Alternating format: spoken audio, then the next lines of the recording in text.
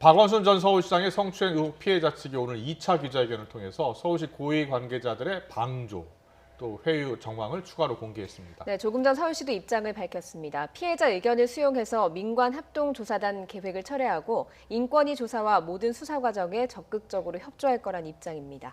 이은희 변호사 자세히 살펴보도록 하겠습니다. 어서 오세요. 안녕하세요. 예, 오늘 피해자 측 2차 기자회견 보셨죠? 예, 맞습니다. 네, 오늘 회의 주요 내용을 한마디로 서울시의 방조 묵인 쪽에 이제 방점이 찍혔다고도 보는데 그렇게 네. 보셨습니까?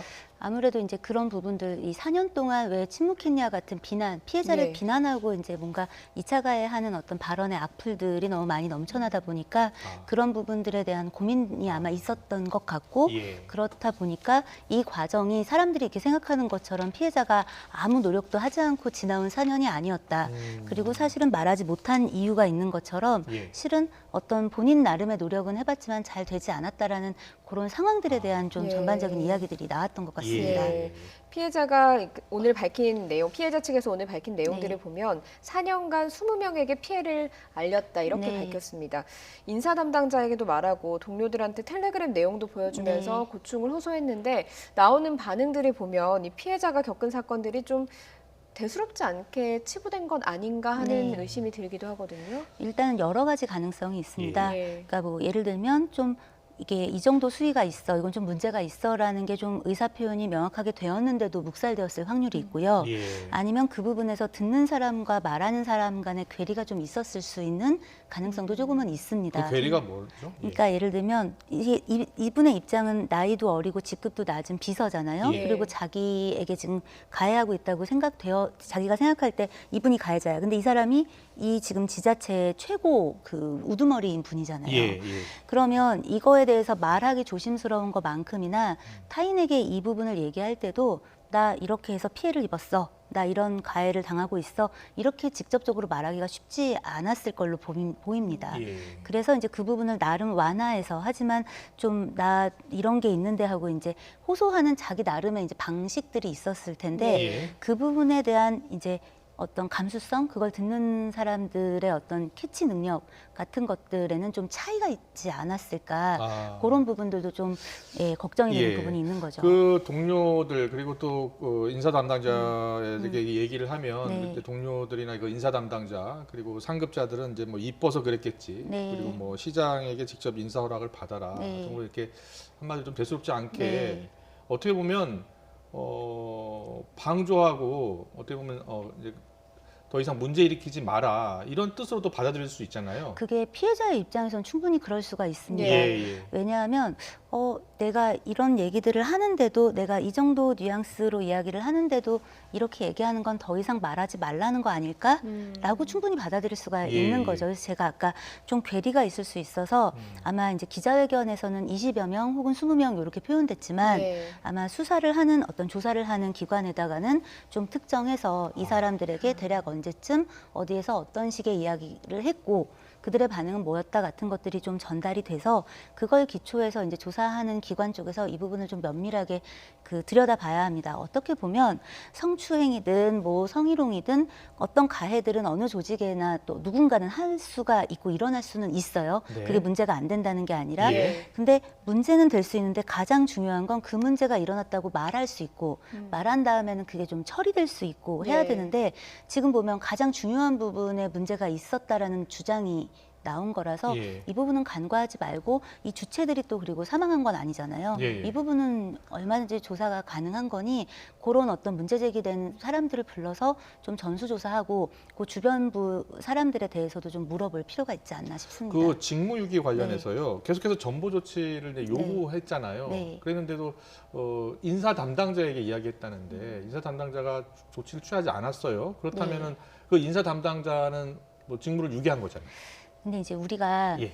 그 안태근 전 지검장 사건 때도 그렇고 예. 여러 네. 가지 그동안 이제 그 이슈가 됐던 그 직무유기나 뭐 이제 권한남용 같은 예. 류의 사건들에서 보시면 이제 많이 이제 아시겠지만 쉽지가 않아요. 적용하기가. 범죄가 잘 이렇게 성립을 하려면 네. 법적으로 이 사람에게 의무가 있는데 네. 이 의무를 하지 않았다라는 게 이제 의무를 하지 않은 행위만이 아니라 그 의무가 법적으로 이제 이 사람에게 주어져 있느냐 이 부분을 살피게 되는데 네. 지금 인사 담당자가 이 이제 저 이렇게 바꿔주십시오, 부서를 바꿔주십시오라고 얘기했는데 제가 성추행을 당했습니다. 혹은 제가 직장 내 성희롱이 있습니다. 부서에 대해서 어떻게 조치해 주십시오라고 얘기를 이제 했는데 안 바꿔줬다. 그러면 이 직무유기 부분을 좀 다퉈볼 수가 있어요. 예. 그런데 그게 아니라면 그리고 예. 그 인사 담당자가 만약에 그런 쪽 이제 또 보직을 가지고 있는 경우인지 같은 것들을 범죄 성립에 있어서는 다 따져보게 됩니다. 예. 그래서 이제 조사와 이런 것들이 필요한 거죠. 저희가 일반적으로 생각하기에는 인사 담당자에게 얘기를 하면 인사 조치가 네. 이루어질 수 있지 않을까 하는 네. 부분이 있는데 법적으로는 쟁점이 좀 다른가 예, 보죠. 법적으로는 이 사람이 그 이제 법적 의무가 있는 사람인가를 따지게 되고요. 예. 책임자인가 이런 걸 따지게 됩니다. 다만 범죄가 성립 안 된다고 해서 이런 부분들이 만약에 확인이 됐고 정말 사실이라면 서울시가 책임이 없는지 그 사람이 민사상 책임이 없는지는 다른 문제입니다. 그러니까 민사상 손해배상의 책임이 있을 수는 있고 다만 이게 범죄 성립이 되려면 사실은 좀 쉽지 않은 여러 가지 그 과정이 남아 있다. 확인 과정이. 예. 예, 그렇게 보시면 됩니다. 예. 알겠습니다. 그리고 오늘 김재련 변호사인가요? 네. 변호인 이 피해자 변호인인데 지난 8일자로 고소하는 업무상 위력에 의한 추행 네. 이 이야기를 하면서요. 신체적 접촉뿐 아니라 사진을 보낸다거나 성적 수심이 들게 하는 것만으로도 강제 추행이다.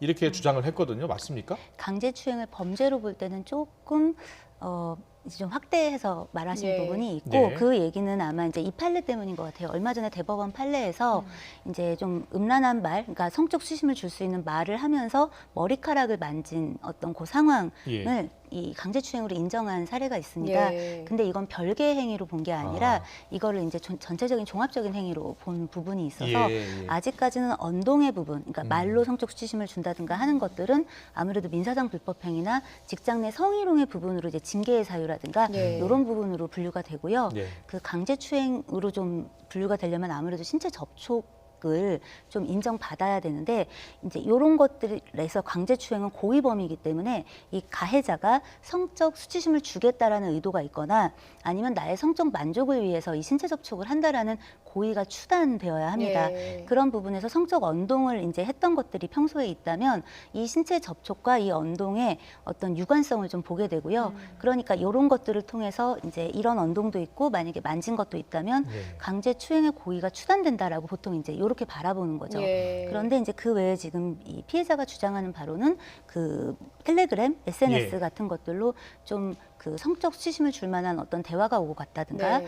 혹은 이제 사진 같은 것들을 전송받았다라는 이야기가 있기 때문에 예. 그 내용을 살펴봤을 때 그게 이제 법적으로 이제 범죄 성립의 수준이 되는 것들이라면 그런 것들은 그 별도의 그 성폭법 13조에 그 통신매체 음란행위 부분이 따로 있습니다. 그래서 네. 강제추행이 아니라 예. 그 부분에 해당하는지를 살펴볼 필요는 있습니다. 그 네. 통신매체 네. 이용 음란행위 오늘 김재련 변호사 측도 이야기를 네. 했는데 이 음란의 범위가 좀 궁금하긴 하거든요. 그러니까 네. 이제 이게 좀 애매하죠. 어떻게 보면. 하지만 사실은 이 추상적으로 말을 할 땐 애매하지만 사건을 누가 들고 와서 제가 이런 일을 당했고 이런 걸 받았습니다라고 얘기를 해서 보면 되게 현실에서 오히려 구체적 사건을 보면 명징합니다.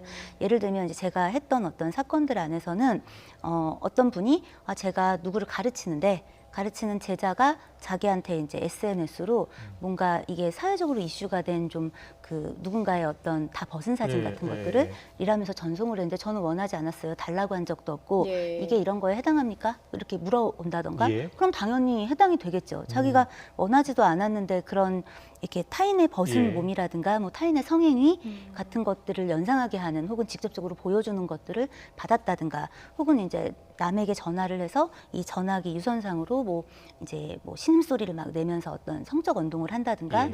뭐 우리가 소위 EDPS라고 막 얘기했던 음담패설 예. 이런 것들을 늘어놓았다든가 그러면 이런 것들은 다 저기 이 통신매체 음란행위에 해당이 되는 예. 겁니다. 네, 네. 그렇군요. 그리고 이번 사건과 관련해서 또 경찰이 지금 수사를 지금 하고 있는 게 네. 2차 가해 부분인데요. 네.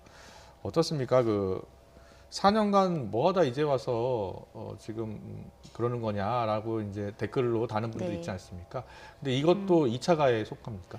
4년 동안 그 문제 제기를 하지 않은 이유가 궁금하다라는 그 자체를 가지고 말을 하면 안 된다라고 할 수는 또 없겠죠. 예. 왜냐하면 대한민국은 자유민주주의 공화국이고 네. 표현의 자유가 있다고 하니 네. 그런데 대신 우리가 생각해 봐야 할 것들은 이런 부분들이 무분별하게 어떤 방식으로 전달되고 있는가를 그 쓰시는 분도 주변 분들도 좀 생각해 볼 필요가 있습니다.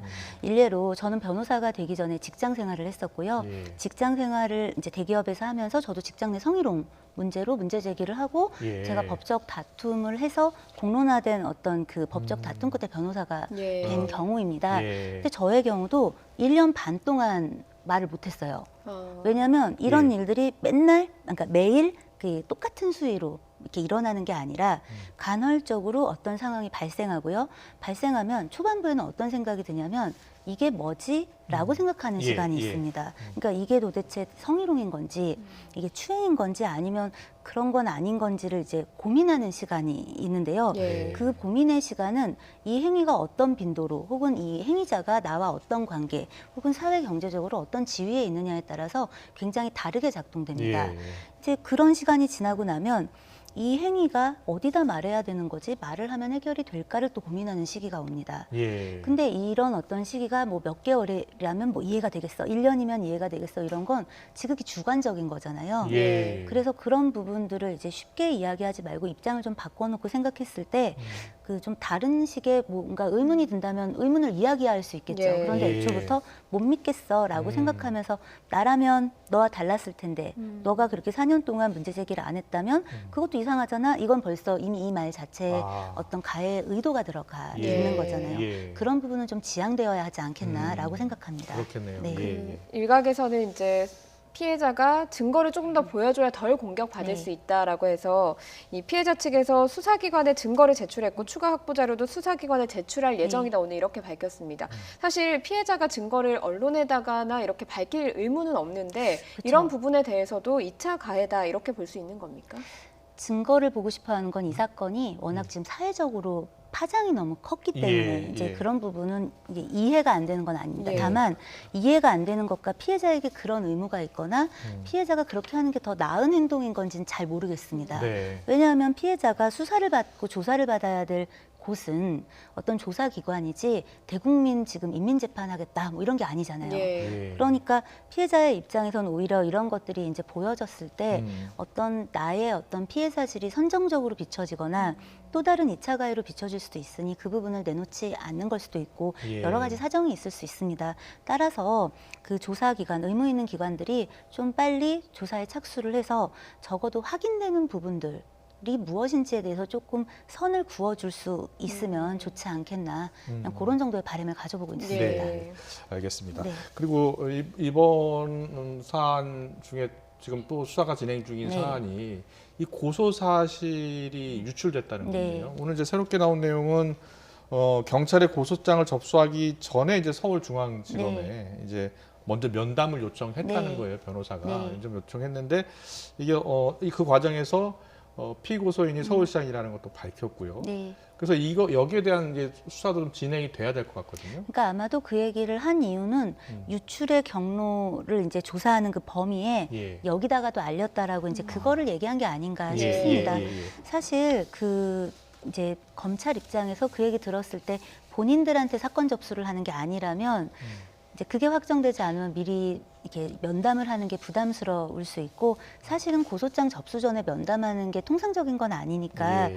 이제 어차피 경찰로 가져가게 될 거라면 우리에게 네. 정식적 접수를 할 게 아니라면 미리 면담은 굳이 하지 않겠다 뭐 이런 입장을 취한 게 아닌가 이제 네. 추정은 되고 다만 이 자체를 문제 삼으려고 이 얘기를 오늘 했다기보다는 기자회견에서 이런 부분이 있으니 이런 유출의 경로는 경찰일 수도 있고 검찰일 수도 있고 뭐 보고를 받은 청와대일 수도 있고 뭐 고소 전에 어쨌든 여타 유관자들 전반적으로 넓게 다 보고 조사해달라 이런 의지가 아닐까 싶습니다. 네. 보통 고소를 하면요, 이 네. 고소 사실이 피고소인한테 언제쯤 어떤 방식으로 전달됩니까? 그게 통상적입니까? 보통 어떠냐면 고소를 한다는 건 현장에서 잡혔으면 고소를 할 필요가 없겠죠. 예. 그러니까 이제 나중에 고소장을 보통 써서 피해자가 접수를 하게 됩니다. 그럼 접수를 받은 경찰서에서 그 여청수사팀에 어떤 누군가 경찰관에게 담당 수사관에게 배정을 하게 됩니다. 예. 그러면 그 담당 수사관이 그 피해자에게 전화를 하게 됩니다. 조사받으러 나오라고. 어. 이제 그런 어떤 상황들까지가 일주일 정도가 걸립니다.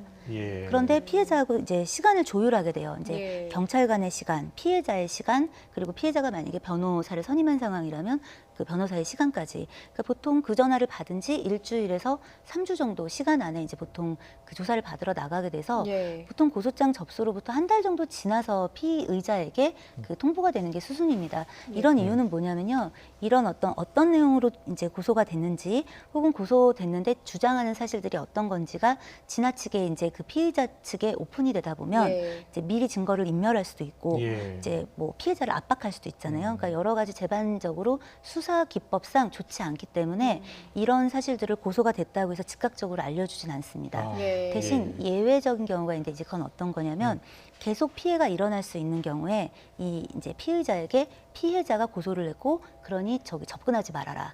요거를 하느라고 예. 알려줄 때가 있긴 하지만 이 경우는 그런 경우로 보이지는 않습니다. 예. 네. 이 피해자 측은 1차 기자회견에서 네. 서울시가 또 진상조사단을 꾸려야 한다고 얘기를 했지만 오늘에서는 좀 믿을 수 없어서 조사의 주체가 서울시가 될 수 없다라고 네. 하면서 국가인권위원회에 진정하겠다고 했고요. 네. 서울시도 바로 오후 4시쯤에 기자회견을 통해서 네. 국가인권위원회에 진정이 들어가면 적극적으로 협조하겠다고 네. 했습니다. 인권위 차원의 조사가 이루어지면 어떻게 절차가 진행이 되는지요? 인권위 이제 그 고소 절차랑 크게 다르지 않습니다. 예, 피해자 측에서 진정서를 내고 그 진정서 안에 이제 어떤 피해 사실이 있다라는 걸 얘기하게 되는데 다만 이제 이 범죄가 해당되지 않는다 하더라도 직장 내 성희롱으로 분류될 수 있는 내용들이 있을 수가 있습니다. 예. 그래서 이제 그런 부분들을 아마 정리해서 제출을 할 걸로 보이고요. 그것과 함께 이제 이렇게 이야기를 했는데 내부에서 처리가 되지 않았다라는 부분들을 정리해서 증거와 함께 내게 되면 예. 이제 인권위에서 이걸 이제 마찬가지로 담당 조사관을 배정하게 될 거고 담당 조사관이 이제 한 명이 됐든 여러 명이 됐든 뭐 이제 그분들이 계획을 짜서 누구누구를 불러야 될 것인지 범위를 이제 그 확정을 해서 우선은 피해자 조사를 먼저 한 다음에 그 다음에 부차적으로 그 거론된 사람들을 불러서 조사를 하고 이 양자 간에 이제 그 이렇게 얘기를 듣고도 처리해주지 않았다라고 했던 그 분들이 아니다 그런 적이 없다라고 얘기하면서 또 회자되는 사람들이 있을 수 예. 있잖아요. 그럼 이제 그런 사람들에 대한 조사까지도 이제 뭐 펼쳐지겠죠. 그리고 그런 내용들을 종합해서 아마도 인권위 측에서 요런 부분들은 확인이 되고 요런 부분들은 현재 확인을 할 수 없지만 어쨌든 전반적으로 볼 때 뭐 직장 내 성희롱으로 의율될 만한 사항이 있는 것 같다라든가 혹은 그 부분은 확인이 뭐 안 된다 하더라도 문제 제기가 지속적으로 있었던 건 같은데 그 부분 서울시에 문제가 있다라든가 이런 어떤 정리는 좀 되지 않을까 기대하고 있습니다. 예. 네, 알겠습니다. 네, 그 박원순 전 시장의 성추행 관련 의혹들 지금 예. 수사가 본격적으로 진행이 됐고요. 오늘 피해자 측에서 2차 기자회견을 했습니다. 앞으로 남은 수사 일정, 과제, 쟁점 등에 대해서 이은희 변호사와 함께 짚어봤습니다. 오늘 말씀 잘 들었습니다. 감사합니다. 고맙습니다.